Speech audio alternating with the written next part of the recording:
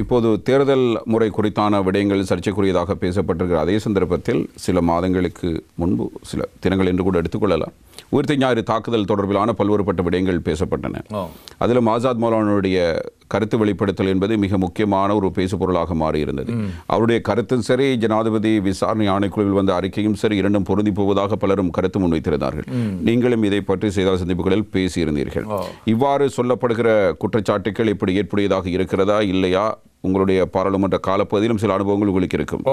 இப்போ இந்த நாங்கள் பார்த்தா இட்ஸ் சண்டே அட்டாக் நடந்ததுக்கு பிறகு ஜனாதிபதி மைத்ரிபால சிறிசேனா அவர்கள் ஜனாதிபதி ஒரு கமிஷனை நியமித்தார். இப்போ அந்த கமிஷன் கோட்டாபய ராஜபக்ச ஆட்சிக்கு வந்ததுக்கு பிறகும் அந்த கமிஷன் வேலை செய்து அவர்கள் 2021 அதிலே ஒரு ரிப்போர்ட்டை அவர்கள் வெளியேற்றினார்.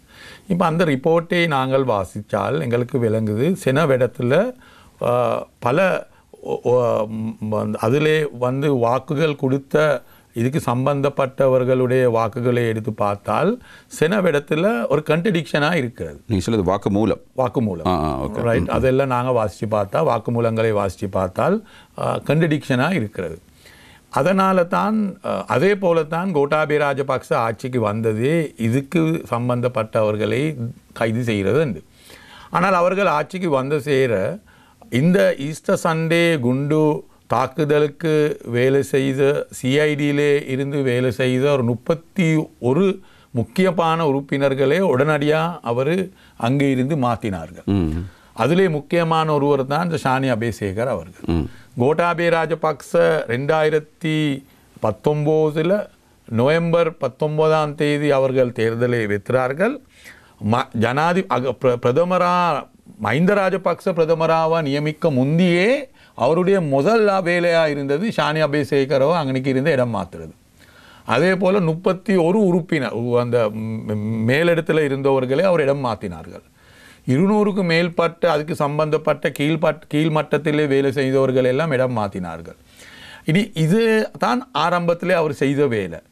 அப்போ அதனால் இந்த ரிப்போர்ட் வெளிவந்ததுக்கு பிறகு இந்த ரிப்போர்ட்டை வாசித்த இருந்த தப்புல தெலிவேரா அட்டர்னி ஜெனரல், அதுக்கு பிறகு பல இந்த மத தலைவர்கள் எல்லாரும் இந்த ரிப்போர்ட்டை வாசி சொன்னார். இது ஒரு சதி திட்டமாக கொடுக்கக்கூடிய ஒரு சம்பவமாக இருக்கக்கூடிய வாய்ப்பு இருக்கிறது. ஏனென்றால் இதில் இருக்கக்கூடிய விஷயங்களே வாய்ஸுன்னு போக்கலை. இப்போ அதனால் கோட்டாபய ராஜபக்ச அவர்கள் இதுக்கு பிறகு செஞ்ச வேலை தான் இதுக்கு சம்பந்தம் இல்லாத ஆட்களை இதுக்கு சம்பந்தப்படுத்த பார்த்தினார்கள்.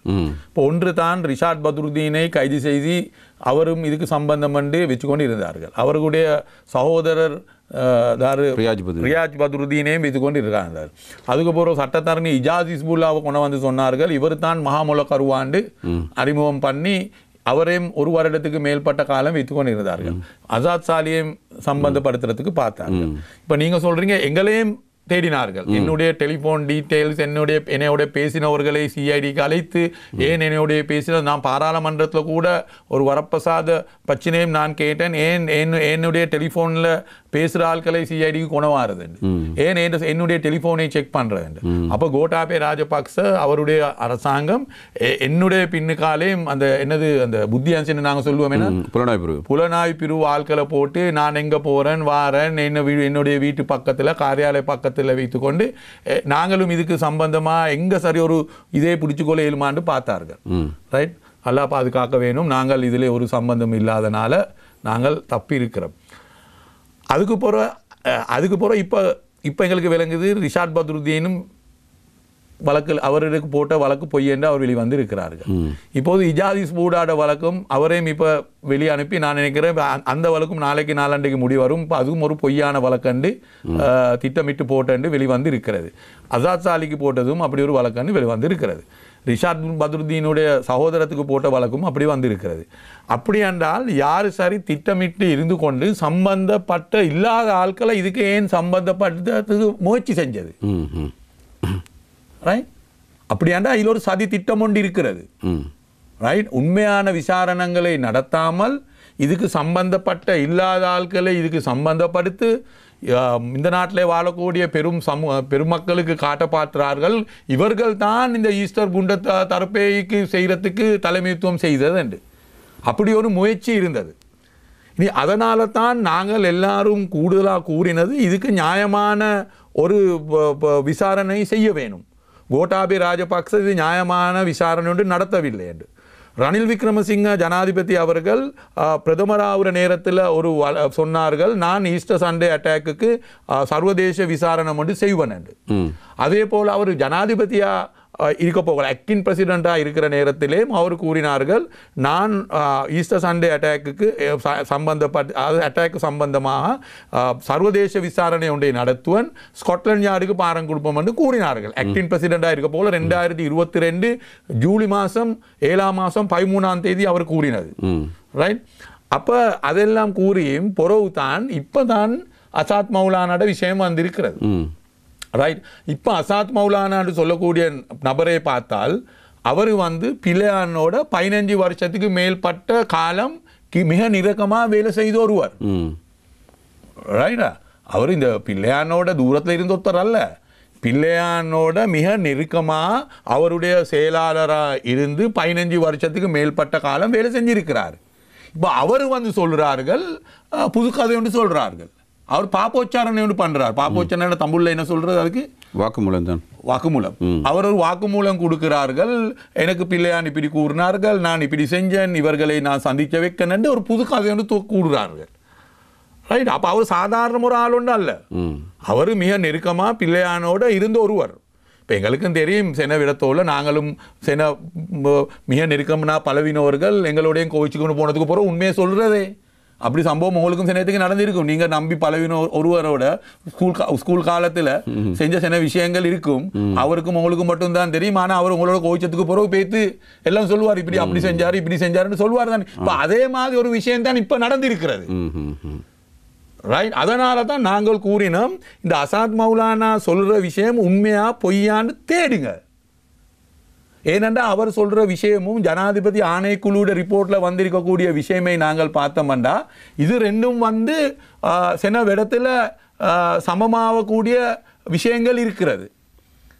ஆனால் நாங்கள் சொல்கிறோம், இதை நீங்கள் உண்மையாக பொய்யான்னு பாருங்கன்னு மொட்டுக்கட்சி ஆட்கள் சொல்கிறாங்க. இல்லை இல்லை அப்படி பார்க்க தேவையில்லை, இது எல்லாம் பொய்யான கருத்து, இவர் கோவமா, இவர் அசாத் மௌலானா இவர் பொய் சொல்கிறாரு. இப்போ அசாத் மௌலானா மொட்டுக்கட்சிக்கு கெட்டவனாவி, பிள்ளையான் நல்ல ஒரு அவிக்கியார். இப்போ பிள்ளையானை பற்றி மொட்டுக்காட்சி உறுப்பினர்கள் நல்ல கேரக்டர் சர்டிஃபிகேட் கொடுக்குறார்கள். ரைட். அவர் ஒரு அநியாயமும் செஞ்சில்லை, அவருடைய வரலாறுல அவர் நல்ல ஒரு மனுஷன். அந்த மனுஷனுக்கு இவர் தேவையில்லாத விஷயங்கள் எல்லாம் பொய்யான கருத்து சொல்கிறாங்கன்னு தான் இப்போ மொட்டுக்கட்சி உறுப்பினர்களுடைய கதைகள். இப்போ அதெல்லாம் எங்களுக்கு தேவையான விஷயம். ஏனென்றால் நாங்கள் இந்த ஈஸ்டர் சண்டே குண்டு தாக்குதலால் ஒரு தாக்கப்பட்ட ஒரு சமூகம். ரைட். அது எங்கள் முஸ்லீம் சமூகம் இதால் பல பிரச்சனைகளுக்கு முகம் கொடுத்தது. பல மக்களுடைய சொத்துகள் இல்லாமல் போனது, உயிர்கள் இல்லாமல் போனது, வீதியிலே இறங்கி எங்களுக்கு நடம முடியாத நிலைமை உருவாகினது.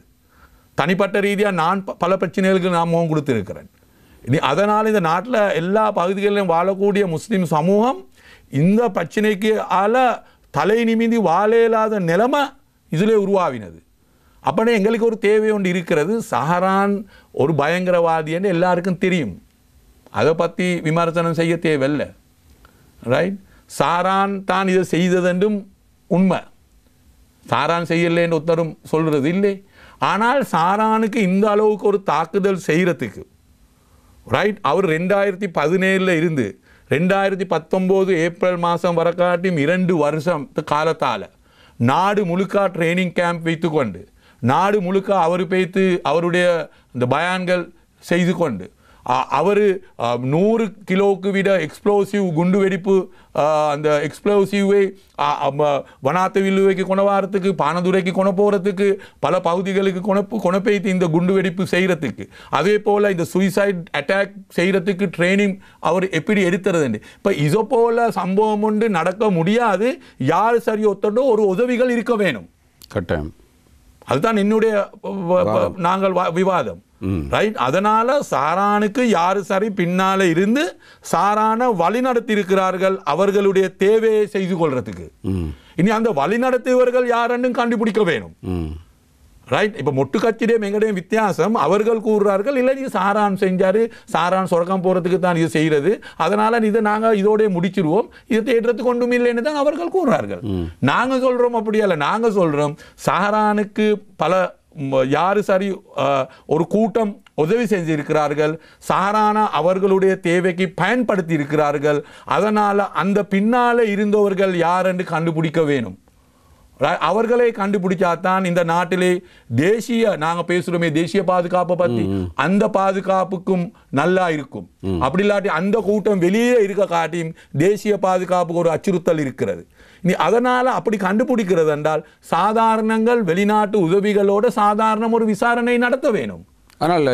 ஆனா ஜனாதிபதி அவர்களும் மொட்டு கட்சியும் வெளிநாட்டு உதவிகள் எடுக்கணும்னு பயப்படுறாங்க. ஏன் பயப்படுறது? ஆனால் ஜனாதிபதி ஆரம்பத்தில் அதற்கு இணைவான கருத்தை பேசுகிறார். இப்ப ஜனாதிபதி அவர்களுக்கு ஏன் சொல்ல இயலாது? ஜனாதிபதி ஆகி இருக்கிறது மொட்டு கட்சியே. இப்ப மொட்டு கட்சிக்கு தான் இந்த குத்தம் வருவது. இனி அவர்கள் தான் ஜனாதிபதி ரணில் விக்ரமசிங்கே ஜனாதிபதி ஆக்கினார். இனி அதனால ஜனாதிபதிக்கு அவர்களுக்கு எதிராக ஒரு முடிவு ஒன்று எடுத்துக்கொள்ள இயலாம். ஏனென்றால் அவர்கள் பிரதமர் ஆகிற நேரத்திலையும் கொடுத்த வாக்குறுதி, ஜனாதிபதி ஆகலையும் கொடுத்த வாக்குறுதி, 2 வாக்குறுதியையும் இப்ப அவர் நிராகரிக்கிறார்கள். அவருக்கு கோபம் போகுது. ரணில் விக்ரமசிங்க கிட்ட கேட்க போகல அவர் கோபம் போகுது. ரைட்டா? ஏன் அப்படி கோபம் எடுக்கிறது? இல்லை, உண்மையிலே கோபம் நடிக்கிறாரு அவர். இப்ப நினைக்கிறாரு இந்த சிங்கள பேரினவாதிகளுடைய ஆதரவு எடுக்கிறதுக்கு அவர் பார்க்கிறாரு ஜனாதிபதி தேர்தல்ல. அதுக்கு தான் அப்படி ஒரு நடிக்கொண்டு அவர் நடிக்கிறாரு. அவருக்கு நடிக்க தெரியுமா உங்களுடைய அனுபவத்தில்? எங்களுக்கு நல்ல அனுபவம் இருக்கு. அவர் அந்த தேவையான இடத்துக்கு தேவையான மாதிரி நடிப்பாரு. ரைட்டா? இப்ப அவரு அந்த பேரினவாத மொட்டு கட்சியோடு இணைந்து இருக்கிறதுனால அந்த மொட்டு கட்சியுடைய வாக்காளருக்கு தேவையான மாதிரி கேட்கிறாரு. ரைட்டா? ஏன்னா இந்த நேரம் அவங்க அந்த வெளிநாட்டு ஆதரவு எடுக்க அவங்க விருப்பம் இல்லை. இந்த தள்ளி மஹிந்த ராஜபக்சேவுடைய காலத்தில் இருந்து வெளிநாட்டு உதவிகள் எடுக்கணும்னா அவங்க இந்த நேரம் அதுக்கு எதிராக தான் கேட்கிறது. ரைட்? இப்போ அதுதான் நான் சொல்றேன். இப்போ இது இந்த ரணில் விக்ரமசிங்க டிஎஸ் சேனாநாயக்கவுடைய கருத்தோ, ஜேஆர் ஜெயவர்தனுடைய கருத்தோ, டல்டி சேனாநாயக்கையோ, பிரேமதாசுடைய கருத்து அல்ல. இப்போ ரணில் விக்ரமசிங்கவுடைய கருத்து வருவது மஹிந்த ராஜபக்சேவுடைய கருத்தை தான் அவர் இப்போ பின்பற்றி கொண்டு இருக்கிறார். இப்போ ஐக்கிய தேசிய கட்சின்னு ஒன்று இல்லை. ரைட்? ஐக்கிய தேசிய கட்சி என்று இப்போ ஒன்று இருக்குது, போர்டு ஒன்று இருக்குது. அந்த போர்டு மட்டும்தான். ஏன்னா அந்த கருத்து இப்போ இல்லை. அந்த கருத்தெல்லாம் இப்போ மாறி மொட்டு கட்சி உடைய கருத்து தான் இப்போ ரணில் விக்ரமசிங்க அவர்கள் கூறுறது. அதைத்தான் நான் சொன்னேன். அதனால தான் அவருக்கு கோபம் போகுது. அந்த ஜெர்மன்ல நடந்த மீடியா இன்டர்வியூலே அவர் கேட்ட செய்திக்கு அதுக்கு அவ்வளோ கோபம் பிடிக்க தேவை உண்டு இல்லை. ஆனால் நீங்கள் அவர் ஆரம்பத்தில் சர்வகட்சி கூட்டத்தை நடத்தி ஐக்கிய மக்கள் சக்தியினுடைய ஆதரவினை கேட்டிருந்தார். அப்போது நீங்கள் ஆதரவு வழங்கியிருந்தார். இதே போன்ற கருத்தை தான் ஜனாதிபதி. நாங்கள் அவருக்கு சொன்னோம் ஆதரவு வழங்குறதுக்கு நாங்கள் பல நிபந்தனைகள் முன்வைத்தது. நாங்கள் சொன்னோம் நாங்கள் ஆதரவு தாரோம், ஆனால் நீங்கள் ஒரு டைம் ஃப்ரேமுக்கு ஒர்க் பண்ணணும். பாராளுமன்றத்தை 1 வருடத்துக்கு பிறகு கழிக்க வேணும். அப்படி ஒரு டைம் ஃப்ரேம் ஒன்று கொடுத்தா அந்த டைம் ஃப்ரேமுக்கு அவர் இணையவில்லை, அவர் அதை ஏற்றுக்கொள்ளவில்லை. இனி அவரோட ஒரு டைம் ஃப்ரேம் ஒன்று இருக்கிறதுனால அவர் எங்களோட டைம் ஃப்ரேமை ஏற்றுக்கொள்ள இல்லை. இனி அதனால் நாங்கள் அவருக்கு அப்படி ஆதரவு வழங்க முடியாது. அதை தான் நாங்கள் கூறுறோம் இருப்பான். என்னென்றால் இதுக்கு சாதாரணமான ஒரு விசாரணை நடத்த வேணும். இது நாங்கள் இதில் ஒரு தாக்குதல் பட்ட ஒரு சமுதாயம், நாங்கள் அநியாயம் இழக்கப்பட்ட சமுதாயம். அதே போல் கிறிஸ்தவ மக்களுக்கும் அநியாயம் இழக்கப்பட்டவர்கள். அப்போ அந்த அப்பாவி கிறிஸ்தவ மக்களை அந்த அநியாயத்தை செய்த அந்த மக்களுக்கும் நியாயம் காண வேணும். அதே போல் அந்த சம்பவத்தால் சாரானுடைய இந்த திட்டத்தால் அநியாயம் இழக்கப்பட்ட ஒரு சமூகமாக நாங்கள் இருக்கிறோம். எங்களுக்கும் நியாயம் நடத்த வேணும். நாங்களும் இதில் அறிய வேணும் இது உண்மையை பொய் என்னாண்டு. நான் நினைக்கிறேன் முஸ்லீம் சமூகத்துக்கு ஒரு பொறுப்பு இருக்கிறது இதில் உண்மையை தேடுறது. அந்த பொறுப்பை முஸ்லீம் சமூகம் விளங்கிக் கொள்ள வேணும். அப்படி இல்லாமல் நாங்கள் இதில் கையை கெட்டி கொண்டு இருக்கிறது அல்ல. எனக்கு விளங்குது இப்போ நிறைய பேர் இதை பற்றி பேசுகிறதுக்கு பேசுகிறார்கள் இல்லை. ஆனால் நான் நினைக்கிறேன் பேச வேணும். இப்போ கார்டினல் அவர்கள் அவருடைய சமூகத்துக்கு நியாயத்தை கேட்கறதுக்காக வேண்டி அவர் பேசுகிறாரு. அதே போல் இந்த சம்பவத்தால் அநியாயம் இழக்கப்பட்ட ஒரு சமூகம் நாங்கள்.